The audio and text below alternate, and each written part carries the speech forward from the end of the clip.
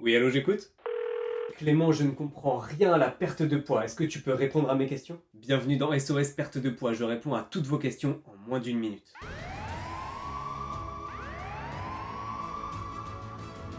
J'ai reçu beaucoup de questions sur Insta et je vais répondre à chacune en moins d'une minute. Que du concret et des solutions rapides que tu peux appliquer dès aujourd'hui. Minuteur lancé, première question. Je mange bien, mais je ne perds pas. Pourquoi? Alors déjà, bravo si tu as le sentiment de bien manger aujourd'hui. Déjà, ça c'est top, parce que souvent quand on dit je mange bien, ça veut dire qu'on fait attention, qu'on essaie de choisir des bons produits. Mais pour perdre du poids, parfois ça ne suffit pas. Tu peux manger les meilleurs aliments du monde, si tu ne sais pas en quelle quantité, tu n'auras jamais de résultat. Donc la clé, c'est la maîtrise des quantités. En fait, si aujourd'hui tu n'es pas en déficit, ton poids il ne va pas bouger malgré tes efforts. Et ça, c'est super frustrant.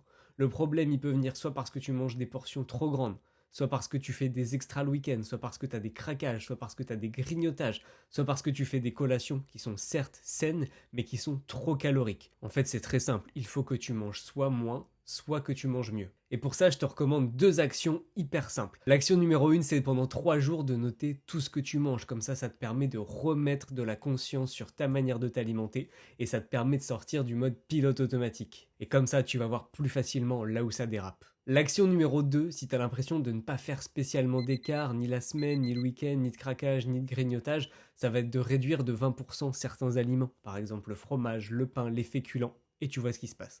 Donc vraiment retiens la maîtrise des quantités. Pourquoi je perds du poids au début, puis plus rien? Je pense qu'on est pas mal sur le timing et je vais essayer de respecter vraiment une minute maximum par question. Pourquoi je perds du poids au début et puis plus rien? En fait, au début, tu vas perdre surtout de l'eau et du glycogène, donc ça va vite et ça se voit vite sur la balance. Ensuite, ton corps, il va se stabiliser, il va s'adapter et c'est là que tu dois t'ajuster. Et les raisons du blocage, en fait, c'est que souvent, tu vas relâcher les quantités et faire moins attention. Tu peux aussi te relâcher psychologiquement et compenser inconsciemment.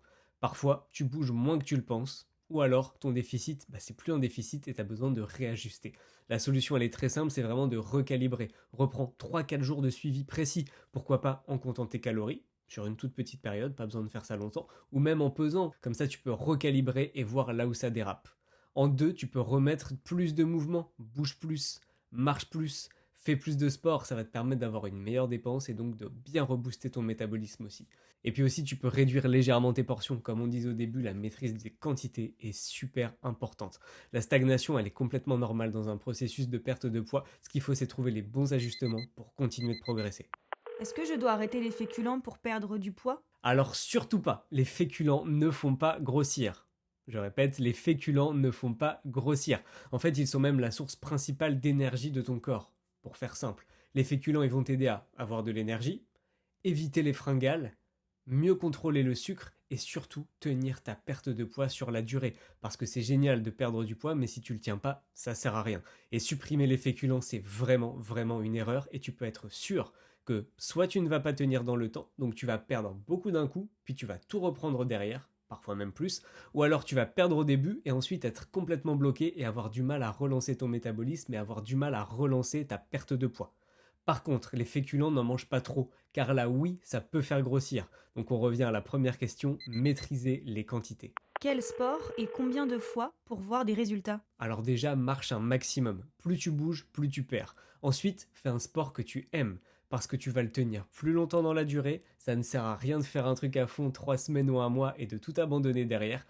Et puis derrière, si tu veux vraiment optimiser ta perte de poids, ce que tu peux faire, c'est du renforcement musculaire et du cardio à haute intensité, donc de la musculation et du HIIT. Tu peux faire tout ça au poids de corps, tu peux faire tout ça sans matériel, tu peux même faire tout ça à la maison. Sur la durée, tu peux faire 20 minutes, 30 minutes, 45 minutes, 2 à 3 fois par semaine pour démarrer, ce sera déjà très bien. Et surtout, l'astuce numéro 1 à garder en tête, c'est la progressivité. Augmente petit à petit, sinon tu risques soit de te blesser, soit de te démotiver. Est-ce que la marche suffit pour perdre du poids?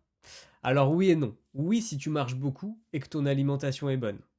Non si tu marches pas beaucoup et que ton alimentation n'est pas top. Dans ce cas, ça ne va pas suffire, il faudra ajouter du renfort, du cardio et revoir l'alimentation. En tout cas, marcher dans tous les cas est super intéressant pour booster ta dépense physique et ta perte de poids et ta santé. Donc je te recommande dans tous les cas de marcher plus. Et essaie d'augmenter pareil progressivement ton nombre de pas par jour. Si aujourd'hui ta moyenne elle est à 2000 pas et que tu passes à 5000 pas, et ben c'est déjà génial et tu peux déjà être super fier de toi.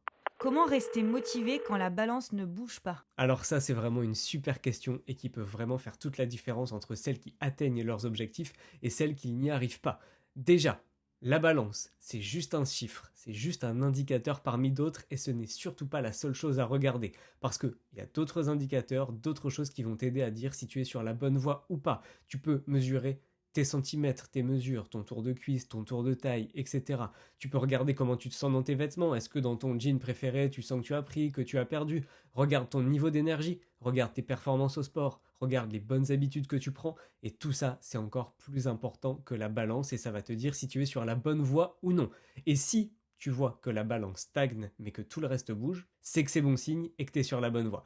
Par contre, si la balance ne bouge pas et le reste non plus, accroche-toi et fais des ajustements sur les quantités, sur le sport. Et ça va faire la différence parce que vraiment, retiens bien que ce qui compte, c'est la régularité, le fait de continuer de passer à l'action dans le temps. En fait, celles qui atteignent leurs objectifs sont celles qui n'abandonnent pas en chemin. On est plutôt pas mal sur le timing. Si ta question n'est pas passée, pas de panique, j'en ai encore pas mal en stock. Je veux bien refaire un épisode. Et si t'as d'autres questions, n'hésite pas à me les poser en commentaire et j'y répondrai dans le prochain épisode de SOS perte de poids. D'ailleurs, dis-moi si ce nouveau format te plaît, si t'aimes bien le fait de répondre comme ça rapidement à des questions. Et puis n'hésite pas à les poser, comme ça je pourrai te répondre directement. Et puis n'oublie pas que chaque petit pas te rapproche de tes objectifs. Je te dis à bientôt pour une prochaine vidéo.